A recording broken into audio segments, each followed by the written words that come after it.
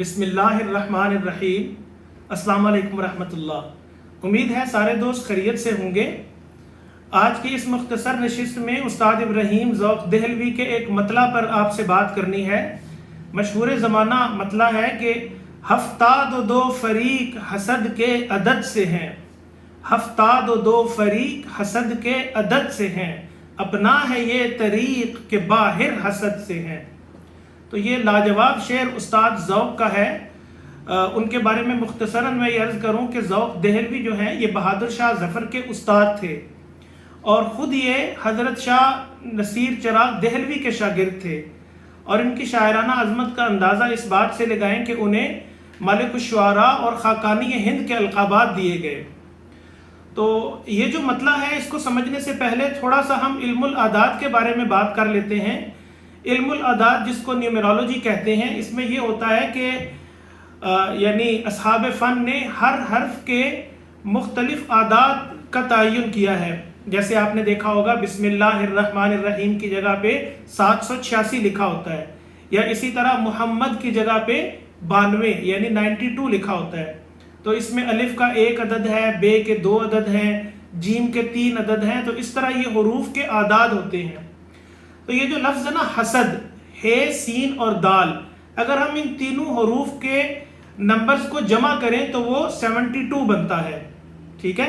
یعنی حسد کے کتنے اعداد ہیں؟ 72، 72 جس کو کہتے ہیں۔ جیسے بسم اللہ الرحمن الرحیم کے 786 اعداد ہیں، یا محمد کے 92 ہیں، اسی طرح اللہ کے 66 ہیں، تو حسد کے کتنے اعداد ہیں جی؟ 72۔ اتنی بات سمجھ آ گئی؟ اب ذرا ہم شعر کی طرف آتے ہیں۔ شعر یوں ہے کہ ہفتاد و دو فریق حسد کے عدد سے ہیں، ہفتاد و دو، اس کا مطلب ہے 72، یعنی 70 اور 2 72۔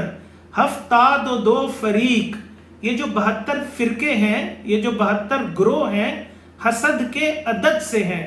اصل میں یہ حسد کے عدد سے نکلے ہیں۔ جس طرح حسد کے 72 اعداد ہوتے ہیں، اسی طرح یہ 72 فرقے جو بنے ہیں یہ بھی حسد کی وجہ سے ہیں۔ گویا فرقہ واریت کی جو روٹ کاز ہے، جو بنیادی وجہ ہے، وہ کیا ہے؟ حسد۔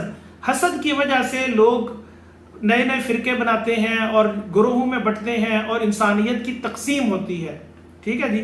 ہفتاد و دو فریق حسد کے عدد سے ہیں، اپنا ہے یہ طریق کہ باہر حسد سے ہیں۔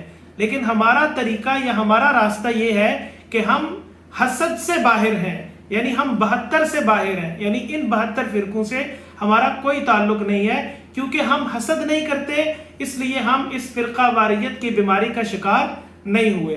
تو جو بندہ حسد رکھتا ہے دوسروں سے، وہی فرقہ واریت کی بیماری میں مبتلا ہوتا ہے۔ جس کا دل حسد جیسی بیماری سے پاک ہے، وہ فرقہ واریت سے اور فرقوں سے اور گروہوں سے، گروہ بندیوں سے، یہ لیگ پلنگ سے، ان ساری چیزوں سے وہ پاک ہے، ٹھیک ہے؟ تو یہ لاجواب شعر ہے استاد کا۔ اس غزل کے باقی شعر بھی بڑے اعلیٰ ہیں۔